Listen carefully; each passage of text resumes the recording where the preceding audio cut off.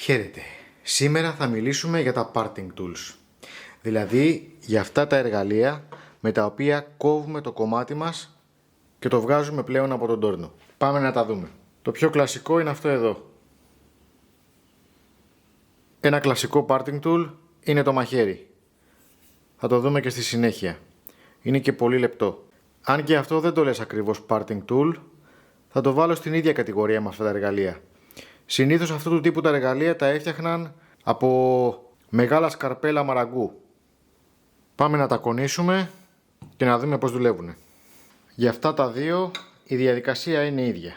Πρώτα θα μαρκάρουμε τη γωνία κόψης μας, η bevel. Θα χρειαστούμε στον τροχό όπως πάντα να έχουμε μία βάση την οποία μπορούμε να αλλάζουμε γωνία. Σετάρουμε τη γωνία μας, κουνάμε την πέτρα και τσεκάρουμε αν φεύγει ο μαρκαδόρος σε όλο το μήκος της κόψης. Αν φεύγει σε όλο το μήκος, είμαστε εντάξει και μπορούμε να κονίσουμε. Και ακονίζουμε και από τη μία και από την άλλη. Στον τροχό, επειδή είναι γρήγορος, είπαμε ότι βουτάμε συχνά το εργαλείο μας στο νερό για να το κρυώνουμε. Τώρα, όταν ακονίζουμε στον τροχό, το προφίλ μας εδώ πέρα θα ταυτιστεί με την καμπυλότητα της πέτρας μας. Δεν μας πειράζει, τα εργαλεία μας θα δουλεύουν. Αλλά όταν έχω ένα τέτοιο εργαλείο, καταλαβαίνετε ότι αυτό θα γίνει πάρα πολύ καμπύλο. Και προσωπικά εμένα δεν μου αρέσει αυτό το πράγμα. Για αυτό το συγκεκριμένο θα το ακονίσω λίγο διαφορετικά. Λοιπόν, στο λιαντήρα μου έχω βάλει αυτό εδώ το ξυλαράκι, έτσι ώστε το εργαλείο μου να μην πηγαίνει πέρα δόθε, να κουμπάει κάπου σταθερά. Και θα το ακονίσω κατά αυτόν τον τρόπο, επειδή ο λιαντήρας θα μου κάνει τελείως ίσια την επιφάνειά μου μπροστά.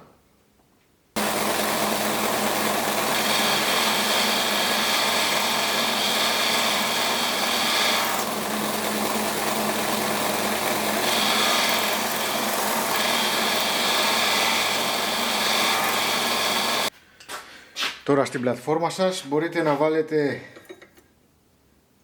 και με ένα χαρακάκι μια ίσια γραμμή για να ξέρετε ότι κρατάτε το εργαλείο σας κάθετα και να τα ακονίσετε.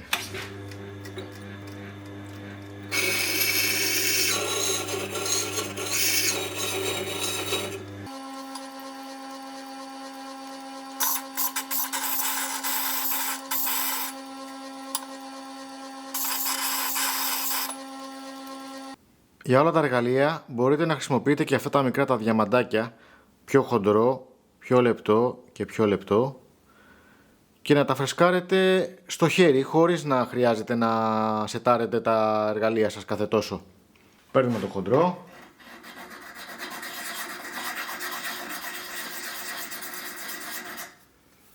Παίρνουμε και τον εθέρα.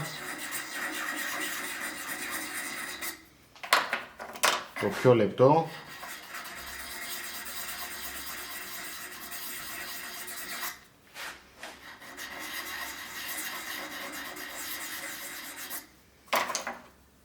Και το πολύ λεπτό.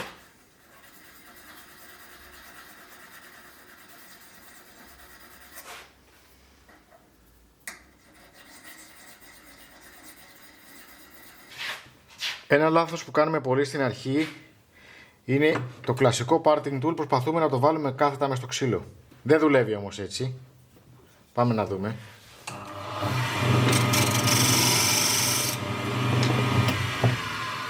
Δεν δουλεύει καλά έτσι. Η λογική είναι ότι το βάζουμε έτσι να κουμπάει στο ξύλο και το κατεβάζουμε μέχρι να κόψει. Πάμε δηλαδή.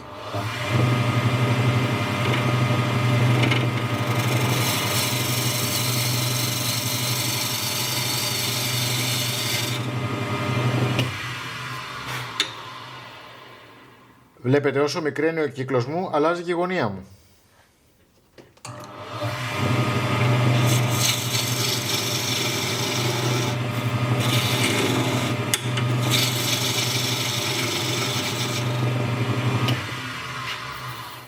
Τώρα, όπως βλέπετε, δεν μας κάνει καθαρό κόψιμο. Γι' αυτό δεν το χρησιμοποιούμε για να καθαρίσουμε το σόκολο, το χρησιμοποιούμε για να κόβουμε. Πάμε να δούμε και το μαχαίρι. Το μαχαίρι είναι πιο λεπτό και έχει πολύ λιγότερη φύρα.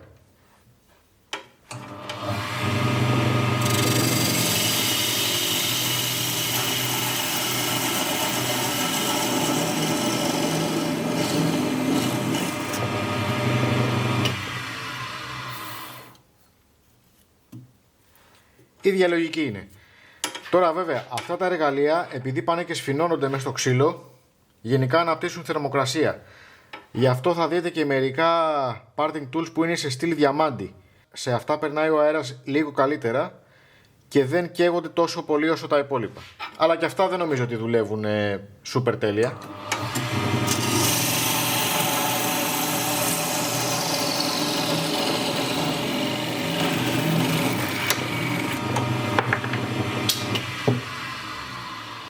Σε μικρά αντικείμενα μπορούμε να βάλουμε και το χέρι μας εδώ και να πιάσουμε το αντικείμενο που θα κοπεί.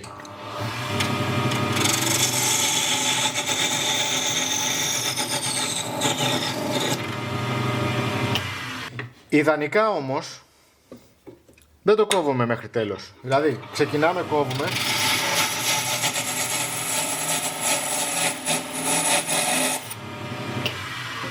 Όπως βλέπετε, όταν φτάνω προς το τέλος, ο ήχος του κάνει λεπτένει. Αφού λοιπόν κάψω το περισσότερο, μετά με το πριονάκι μου μπορώ να το βγάλω από το τόρνο κατευθείαν.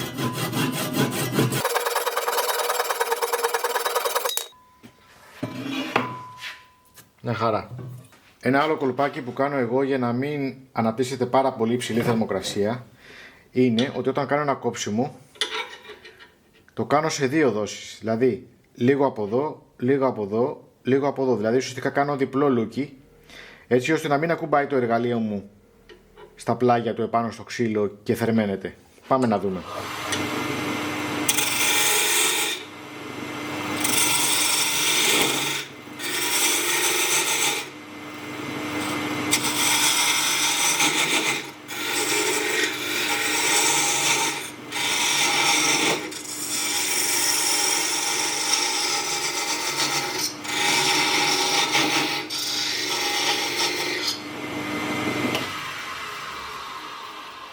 Και έτσι το εργαλείο μου δεν είναι καν καυτό αυτή τη στιγμή. Επίσης, καμιά φορά όταν σφινώνει, θέλει να το στρίψω λίγο για να αρχίσει να κόβει με τη μύτη του. Από εδώ ή από εδώ.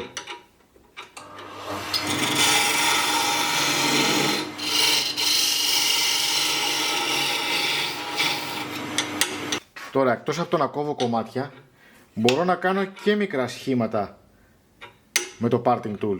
Αλλά θα δουλεύω τις μύτες του. Δηλαδή,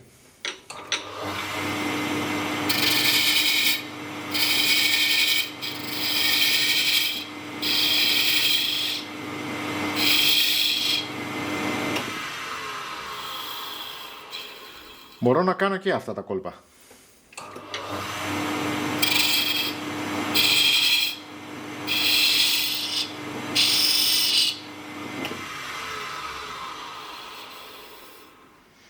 Αυτά βέβαια μπορώ να τα κάνω με αυτό που μπορώ να το δουλέψω και σαν σκιού.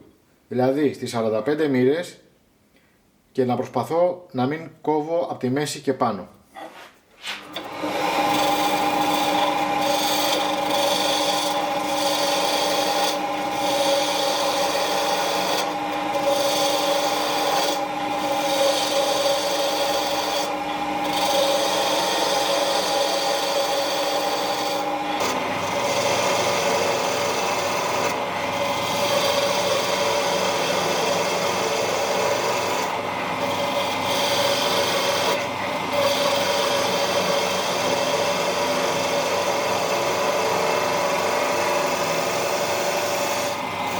Μπορώ να κάνω και δουλειά σπίντιλ με αυτό.